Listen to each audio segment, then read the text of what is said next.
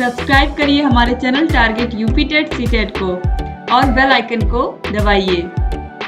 Hello friends, मैं रेनू स्वागत करती हूँ आप सभी भावी अध्यापक एवं अध्यापिकाओं का आपके अपने channel target UP TET CTET में। दोस्तों, आज की इस वीडियो में हम पढ़ने वाले हैं आप लोगों के डीएलएड सेकेंड सेमेस्टर के विज्ञान विषय के बहुविकल्पी क्वेश्चंस को। दोस्तों, आप लोग के राजन सीरीज में जितने भी बहुविकल्पी क्वेश्चन दिए हैं सभी को कंप्लीट कराएंगे, अति लघु उत्तरीय क्वेश्चन को भी कराएंगे और समय मिलेगा तो हम लघु उत्तरीय क्वेश्चन को भी कराएंगे, पवन सीरीज भी कंप्लीट कराएंगे। इसके अलावा हम लोगों ने नोट्स तो बनवाए ही हैं, क्लासेस कराई हैं, आप लोगों को पता है ऑलरेडी। हैंड रिटन नोट्स बनवाए हैं साइंस विषय के। इसके अलावा first paper, second paper, third, आप जितने भी पेपर देखोगे आपको सभी के हैंड रिटन नोट्स मिलेंगे हमारे चैनल पर। दोस्तों हमने बहुत ही व्यवस्थित तरीके से सभी विषयों के नोट्स बनवाए हैं। उसके बाद सभी विषयों के चैप्टर वाइज इंपॉर्टेंट क्वेश्चंस भी कराए हैं।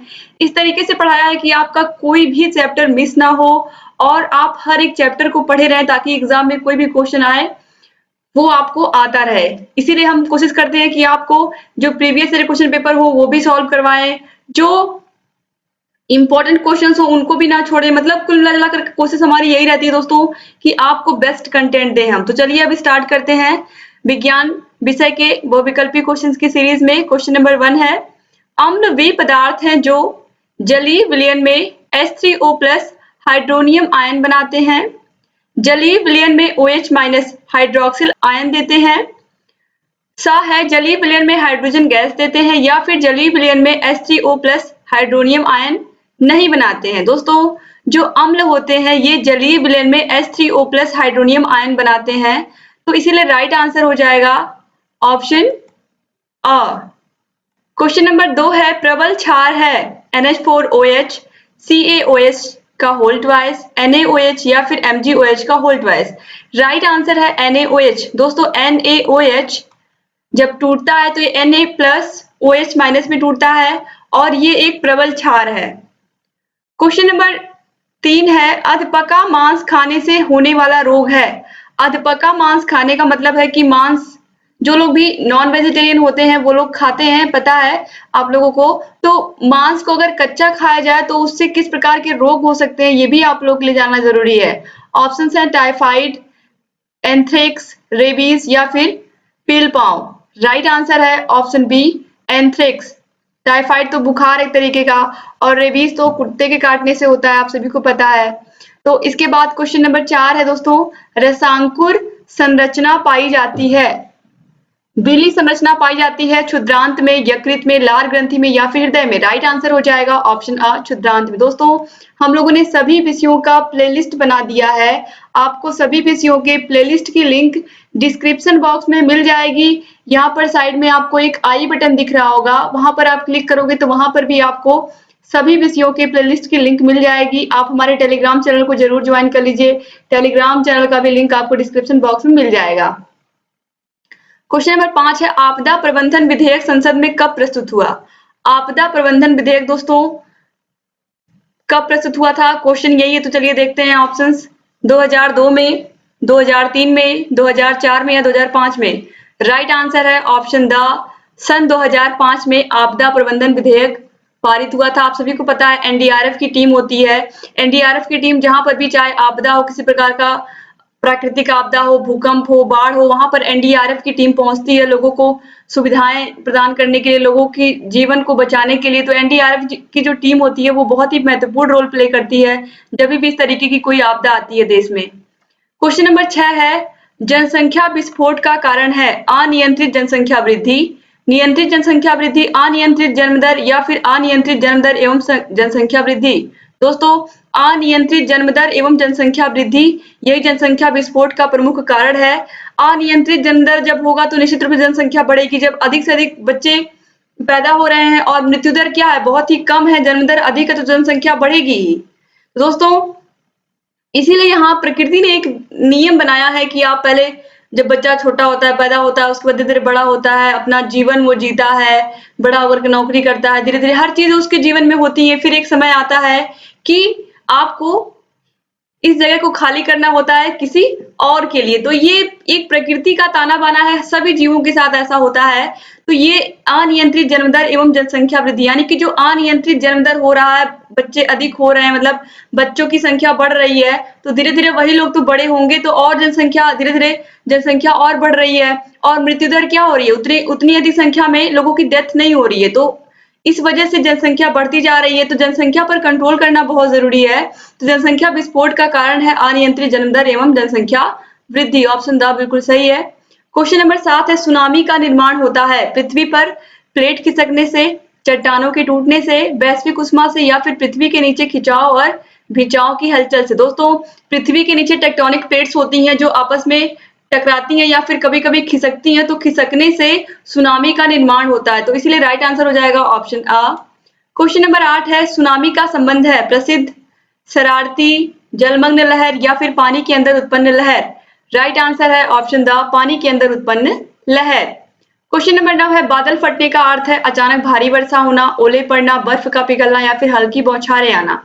राइट आंसर है दोस्तों ऑप्शन आ, अचानक भारी वर्षा होना। दोस्तों, बादल फटने का मतलब क्या होता है, अचानक से एक ही जगह पर बहुत बहुत बारिश हो जाती है, जैसे कि आपने उत्तराखंड में देखा था 2013 में यही घटना हुई थी। इतना अधिक पानी आ गया, इतना अधिक बारिश हो गई कि वहां पर भूस्खलन हो गया, जिससे नदी उफान पर आ गई और बहुत सारे घर तबाह हो गए, बहुत सारे लोग बेघर हो गए। तो अचानक से एक ही जगह पर बहुत सारी वर्षा, बहुत सारा पानी, जैसे लगता है किसी ने गिरा दिया है, तो इसी घटना को हम कहते हैं बादल फटना, और इससे भी जन माल की बहुत हानि होती है। क्वेश्चन नंबर 10 है, भूपृष्ठ पर आकस्मिक कंपन कहलाता है भूकंप, कंपन, ज्वालामुखी या फिर कुछ नहीं। दोस्तों, भूपृष्ठ पर आकस्मिक कंपन, पृथ्वी हिलने लगती है तो उसे भूकंप कहते हैं। सीधा सा आंसर है ऑप्शन आ, बिल्कुल सही हो गया। क्वेश्चन नंबर 11 है, चक्रवात का आकार होता है चौकोर, गोल, अंडाकार या फिर आयताकार। दोस्तों, राइट आंसर है ऑप्शन सा, अंडाकार।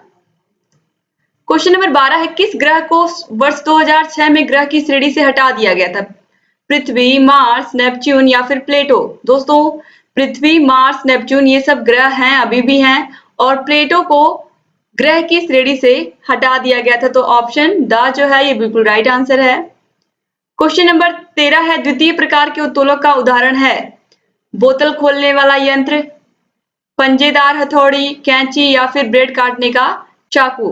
दोस्तों, जो बोतल खोलने वाला यंत्र होता है, जिससे हम मेनली जो टमाटो सॉस होता है या जो चिली सॉस होता है उसे खोलने के लिए हम यूज करते हैं, या फिर जो कोल्ड ड्रिंक्स होते हैं उन्हें खोलने के लिए यूज करते हैं। मेनली कोल्ड ड्रिंक्स भी आप लोग देखते होंगे खोलने के लिए यूज किया जाता है। उस यंत्र को हम द्वितीय प्रकार के उत्तोलक में रखते हैं। तो ऑप्शन आ जो है ये बिल्कुल राइट आंसर है। उत्तोलक मैंने बहुत ही अच्छे से पढ़ाया है, लास्ट चैप्टर मैंने उसी को बहुत बढ़िया से पढ़ाया है। अगर आपने नहीं देखा तो प्लीज देख लीजिए, हर एक एग्जाम्पल मैंने उसमें रखा है और बहुत ही अच्छे से मैंने आप लोगों को पढ़ाया है। दोस्तों, इसके अलावा द्वितीय प्रकार के उत्तोलक में सरौता आता है, इसके अलावा एक पहिए वाला ठेला आता है, नींबू को निचोड़ने वाला जो यंत्र होता है उसे भी हम कहते हैं।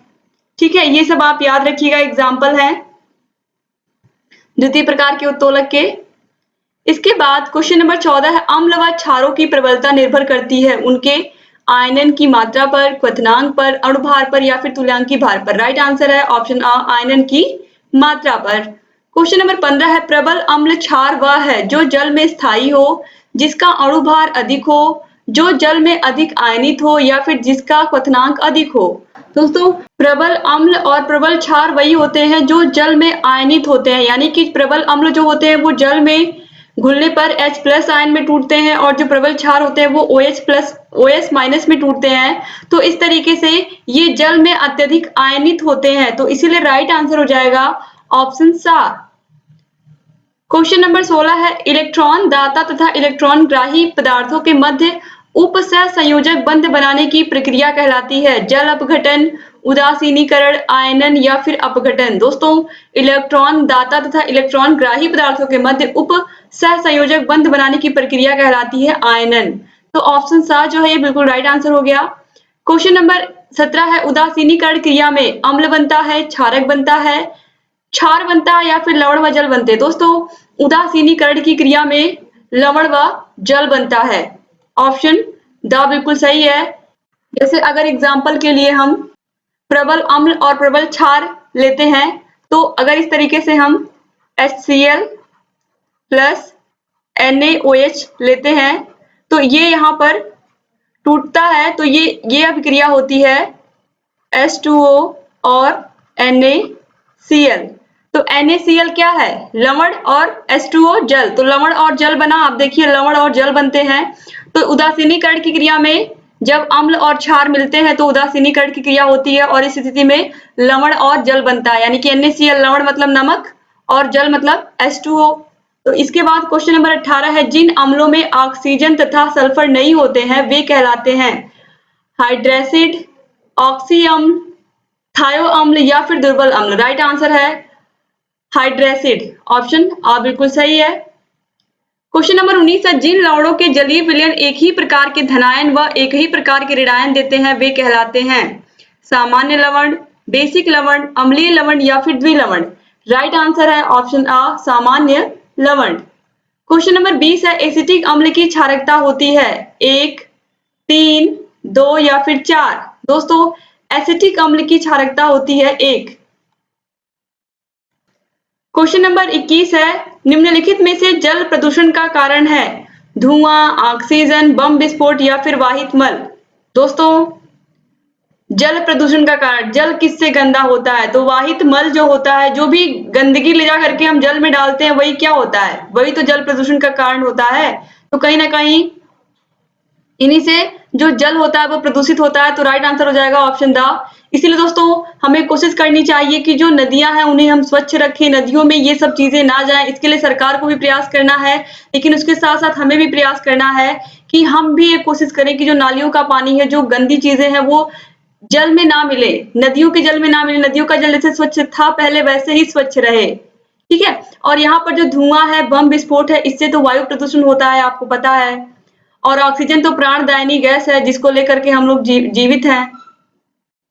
क्वेश्चन नंबर 22 है, वायु प्रदूषण के कारण है कूड़े का जलना, आग लगना, मोटर वाहनों का धुआं या फिर ये सभी। दोस्तों वायु प्रदूषण का कारण है कूड़े का जलाना। कूड़े को जब जला जाता है तो उसमें बहुत सारे पॉलीथीन होते हैं, बहुत सारे कागज, ऐसी भी चीजें होती हैं जो वायु प्रदूषण फैलाती हैं, क्योंकि इससे बहुत हानिकारक गैसें निकलती हैं जो स्वास्थ्य के लिए बहुत हानिकारक होती हैं। आग लगने से भी वायु प्रदूषण होता है, बहुत सारी गैसें निकलती हैं। मोटर वाहनों का धुआं तो आप लोगों को पता ही है, चाहे आप कोई भी गाड़ी चला रहे हैं सड़क पर, उससे तो पॉल्यूशन होगा ही। केवल अगर कोई इलेक्ट्रिक स्कूटी है या इलेक्ट्रिक गाड़ी है तो उससे तो पॉल्यूशन नहीं होगा, लेकिन और जो डीजल पेट्रोल से चलने वाली गाड़ियां हैं उनसे तो निश्चित रूप से पॉल्यूशन होगा। तो इसीलिए ये सभी ऑप्शन बिल्कुल सही है। राइट आंसर हो जाएगा ऑप्शन द। क्वेश्चन नंबर 23 है, निम्नलिखित में से कौन सी मानवकृत आपदा नहीं है? अग्निकांड, बम विस्फोट, रेल दुर्घटना या फिर भूकंप। दोस्तों इसमें से कौन सी ऐसी आपदा है जो मानवीकृत नहीं, यानी कि मानव के द्वारा नहीं की गई है? जैसे बम विस्फोट, बम किसने बनाया? आदमी ने बनाया, मानव नहीं बनाया। अग्निकांड, आग कहीं पर लगेगी निश्चित रूप से उसमें मानवों का ही हाथ है।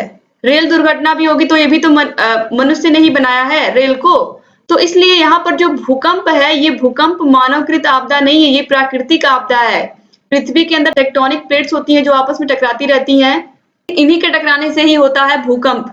तो ऑप्शन द जो है ये बिल्कुल राइट आंसर है। ये मानवकृत आपदा नहीं है, बाकी सब मानवकृत आपदा है। क्वेश्चन नंबर 24 है, निम्नलिखित में से भौतिक परिवर्तन है दूध से दही का बनना, गन्ने के रस से सिरके का बनना, बल्ब का जलना या फिर कागज का जलना। इसमें से कौन सा भौतिक परिवर्तन है? दूध से दही का बनना रासायनिक परिवर्तन है, आप सभी को पता है। गन्ने के रस से सिरके का बनना भी रासायनिक परिवर्तन है।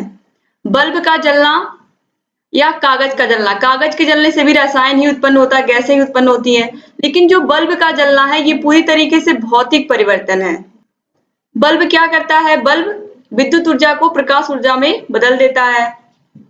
तो राइट आंसर हो जाएगा ऑप्शन सा। दोस्तों भौतिक परिवर्तन वे परिवर्तन होते हैं जिनकी दिशा हम बदल सकते हैं, जैसे, और जो रासायनिक परिवर्तन होते हैं इनकी दिशा हम नहीं बदल सकते। अगर हमने दूध से दही बना लिया फिर हम दही से दूध नहीं बना सकते। अगर हमने गन्ने के रस से सिरका बना लिया तो हम सिरके से अब गन्ने का रस नहीं बना सकते। कागज को हमने जला दिया तो अब तो वो राख हो गया, अब वो फिर से कागज नहीं बन सकता। लेकिन बल्ब को आपने जलाया, फिर बुझाया, फिर आपका मन किया तो फिर आपने जला लिया, बल्ब फिर जलने लगा। इसके बाद क्वेश्चन नंबर 25 है, नींबू में पाया जाने वाला अम्ल है सल्फ्यूरिक अम्ल, एसिटिक अम्ल, नाइट्रिक अम्ल या फिर साइट्रिक अम्ल। दोस्तों जितने भी खट्टे फल होते हैं, चाहे वो नींबू हो, इसके अलावा आंवला हो, संतरा हो, ये सभी में पाया जाता है साइट्रिक अम्ल। तो आप याद रखिएगा साइट्रिक एसिड इन सभी में पाया जाता है, ठीक है, जितने भी खट्टे फल होते हैं। क्वेश्चन नंबर 26, विटामिन डी का सबसे सस्ता प्राकृतिक स्रोत है फल, सब्जी, सूर्य की रोशनी या फिर दूध। आप सभी को पता है विटामिन डी हमें किससे मिलता है, बचपन से आप लोग पढ़ते हुए आ रहे हैं, आपको बताने की जरूरत नहीं है। सूर्य की किरणों से हमें क्या मिलता है, विटामिन डी। क्वेश्चन नंबर 27 है, सरौता में आलंब होता है किनारे पर, बीच में, किनारे तथा बीच के मध्य या फिर इनमें से कोई नहीं। दोस्तों जो सरौता होता है इसमें आलंब होता है किनारे पर, यानी कि ऑप्शन आ बिल्कुल सही है। एक तरफ आलंब होता है किनारे पर, दूसरे किनारे पर आयास होता है और बीच में भार होता है। सरौता आप सभी लोगों ने देखा है, उससे जो ड्राई फ्रूट्स होते हैं काटे जाते हैं। एक पहिए वाला ठेला भी इसी प्रकार से होता है। नींबू भी निचोड़ने वाली जो मशीन होती है वो भी, उसका भी काम इसी तरीके से होता है। इसके बाद क्वेश्चन नंबर 28 है, घड़ी को चाबी देने में संग्रहण करते हैं। दोस्तों जब हम घड़ी में चाबी भरते हैं तो किसका हम संग्रहण करते हैं, गतिज ऊर्जा का, गुरुत्वीय त्वरण का, स्थितिज ऊर्जा का या फिर सामान्य सामर्थ्य का। दोस्तों आप एज्यूम करिए कि आपने कोई चाबी भरने वाली घड़ी ली है और आप उसमें चाबी भर रहे हो। तो आप क्यों भर रहे हो, ताकि वो घड़ी चले ना, ताकि वो घड़ी गति करे। तो आप उसके अंदर क्या भर रहे हो, आप उसके अंदर गतिज ऊर्जा भर रहे हो, इकट्ठा कर रहे हो। धीरे धीरे वही गतिज ऊर्जा चलती रहेगी और आपकी घड़ी चलती रहेगी। तो राइट आंसर हो जाएगा ऑप्शन आ। और यहाँ पर आप देखिए 2016 में ये क्वेश्चन सारे पूछे गए हैं, इसीलिए इंपॉर्टेंट भी हैं। क्वेश्चन नंबर 29 बहुत ही इंपॉर्टेंट है, एलिसा परीक्षण किया जाता है कैंसर में, क्षय रोग में, एड्स में या फिर टाइफाइड में। दोस्तों एलिसा परीक्षण किया जाता है एड्स में, ऑप्शन सा बिल्कुल सही है। और ये क्वेश्चन आपके यूपी टेट, सुपर टेट की दृष्टि से भी इंपॉर्टेंट है और आपके एग्जाम में भी पूछा गया, आप देख सकते हैं। क्वेश्चन नंबर 30 है, नाइट्रोजन अणु में होता है त्रिक आयनिक बंध, एकल सहसंयोजी बंध, द्विक सहसंयोजी बंध या फिर त्रिक सहसंयोजी बंध। राइट आंसर है ऑप्शन द त्रिक सहसंयोजी बंध। क्वेश्चन नंबर 31 है, किसी तत्व का परमाणु क्रमांक 15 तथा द्रव्यमान संख्या 40 है, तत्व के परमाणु के नाभिक में न्यूट्रॉनों की संख्या होगी 18, 40, 50 या फिर 25। दोस्तों राइट आंसर है ऑप्शन द 25। और ये क्वेश्चन भी आपके एग्जाम में पूछा गया है। क्वेश्चन नंबर 32 है, दाएं निलय से अशुद्ध रुधिर किस अंग में चला जाता है, फेफड़ा, हृदय, त्वचा या फिर यकृत। दोस्तों ऑप्शंस में फेफड़ा, हृदय, त्वचा और यकृत दिया हुआ है। राइट आंसर है ऑप्शन अ फेफड़ा, यानी कि दाएं निलय से अशुद्ध रुधिर किस अंग में चला जाता है, दाएं निलय से अशुद्ध रुधिर फेफड़े में चला जाता है। तो आप याद रखिएगा 2016 में ये क्वेश्चन पूछा गया है। क्वेश्चन नंबर 33 है, पेट्रोल में होती है यांत्रिक ऊर्जा, विद्युत ऊर्जा, ध्वनि ऊर्जा या फिर रासायनिक ऊर्जा। दोस्तों पेट्रोल हो चाहे डीजल हो, ये सभी रासायनिक ऊर्जा को किसमें कन्वर्ट करते हैं, यांत्रिक ऊर्जा में कन्वर्ट करते हैं। तो यहाँ पर ऑप्शन द जो है ये बिल्कुल राइट आंसर है। इन सब में क्या होती है, रासायनिक ऊर्जा होती है। आपकी गाड़ी, आपकी बाइक इसी से चलती है। आप पेट्रोल या डीजल डलवाते हो जब, तो आपकी गाड़ी रासायनिक ऊर्जा लेती है, फिर रासायनिक ऊर्जा को यांत्रिक ऊर्जा में बदलती है। यांत्रिक ऊर्जा का मतलब जहां कहीं भी कोई यंत्र घूम रहा है, जैसे फैन घूम रहा है, पंखा घूम रहा है, इसका मतलब उसमें यांत्रिक ऊर्जा। वो क्या कर रहा है, उसको लाइट यानी कि विद्युत ऊर्जा मिल रही है तो उसको क्या कर दे रहा है, वो यांत्रिक ऊर्जा में परिवर्तित कर दे रहा है। जैसे कि मिक्सर है, मिक्सर भी क्या करता है, मिक्सर को जैसे ही आप लाइट दोगे वो तुरंत घूमने लगेगा। आप कोई भी चीज उसमें जूस बना सकते हो, आप चटनी बना सकते हो, तो वो क्या करता है, वो घूमने लगता है। जहां पर भी घूमने की प्रक्रिया होगी वहां पर यांत्रिक ऊर्जा होगा, ये आप बिल्कुल याद कर लीजिए, ठीक है। क्वेश्चन नंबर 34 है, निम्नलिखित में से चूना पत्थर का रासायनिक सूत्र है Na2CO3, CaOH का होल ट्वाइस, CaO या CaCO3। दोस्तों चूना पत्थर का रासायनिक सूत्र होता है CaCO3 और 2017 में पूछा गया है, तो ये क्वेश्चन इंपॉर्टेंट है। क्वेश्चन नंबर 35 है, सोलर सेल में मुख्य रूप से ऊर्जा का रूपांतरण होता है प्रकाश ऊर्जा का विद्युत ऊर्जा में, प्रकाश ऊर्जा का रासायनिक ऊर्जा में, रासायनिक ऊर्जा का प्रकाश ऊर्जा में या फिर ऊष्मीय ऊर्जा का प्रकाश ऊर्जा में। दोस्तों जो सोलर सेल होता है ये प्रकाश ऊर्जा को विद्युत ऊर्जा में कन्वर्ट करता है। सोलर सेल क्या करता है, जो सूर्य का प्रकाश होता है, प्रकाश ऊर्जा को लेता है और क्या करता है, उसको किस में बदल देता है, विद्युत ऊर्जा में, जिससे आप लाइट चला सकते हो, फैन चला सकते हो। ठीक है, तो राइट आंसर हो जाएगा ऑप्शन आ। याद रखिएगा दोस्तों ये क्वेश्चंस, क्योंकि ये क्वेश्चन एग्जाम में पूछे गए हैं। क्वेश्चन नंबर 36 है, पेलेग्रा रोग निम्नलिखित में से किस विटामिन की कमी से होता है? Vitamin A, vitamin B, vitamin C या फिर विटामिन डी? दोस्तों पेलेग्रा रोग जो होता है ये होता है विटामिन बी की कमी से, और विटामिन बी में भी B3 की कमी से होता है, लेकिन यहाँ पर विटामिन बी दिया है, ये राइट आंसर, इसी को हमें मानना है। विटामिन बी में भी vitamin B3, B6, B9, B12 होता है, आपको पता होगा। क्वेश्चन नंबर 37 की तरफ आते हैं। क्वेश्चन नंबर 37 है, जड़ों द्वारा वर्धी प्रजनन होता है आलू में, शकरकंद में, अदरक में या फिर गन्ना में? अब दोस्तों यहाँ पर देखिए, जड़ों द्वारा वर्धी प्रजनन होता है शकरकंद में। ऑप्शन बा जो है बिल्कुल सही है। क्वेश्चन नंबर 38 है, वह उत्तोलक जिसमें आलंब एवं आयाम के मध्य भार होता है, हैंडपंप, चाकू, ट्रॉली या फिर फावड़ा? दोस्तों जो ट्रॉली होता है इसमें आलंब एवं आयाम के मध्य में भार होता है, तो राइट आंसर हो जाएगा ऑप्शन सा।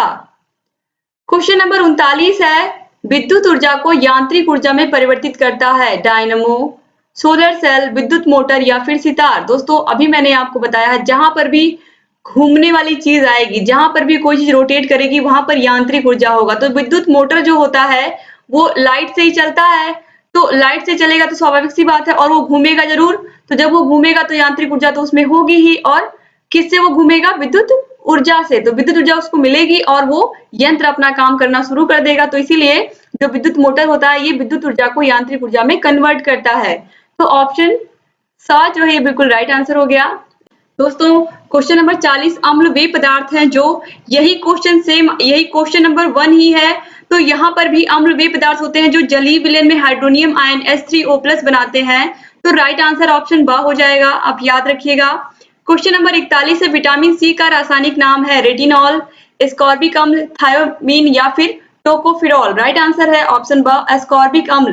दोस्तों विटामिन के नाम कैसे याद रखने हैं मैंने ट्रिक के माध्यम से आप लोग को बताया है, आप लोग क्लासेस जरूर एक बार देख लीजिएगा, जो मैंने साइंस की क्लासेस ली है उसमें ट्रिक के माध्यम से हर एक विटामिन का रासायनिक नाम बताया है। इसके अलावा कौन से रोग विषाणु से होते हैं, कौन से रोग जीवाणुओं से होते हैं, ये सभी भी मैंने बताया है बहुत ही अच्छे से। उत्तोलक चैप्टर बहुत अच्छे से पढ़ाया है, आप देखोगे तो आपको लगेगा कि आप बिल्कुल एक बार अगर खाली देख लोगे अच्छे से उस ट्रिक को तो भी आप कभी जीवन में नहीं भूलोगे। तो बहुत जरूरी है कि एक बार जरूर आप लोग साइंस की क्लास देख लीजिएगा। क्वेश्चन नंबर 42 है, द्वितीय श्रेणी का उत्तोलक है कैंची, हैंडपंप, सरौता या फिर चिमटा? राइट आंसर है ऑप्शन सा, सरौता, और ये एग्जाम्पल मैंने भी आपको बताया भी है।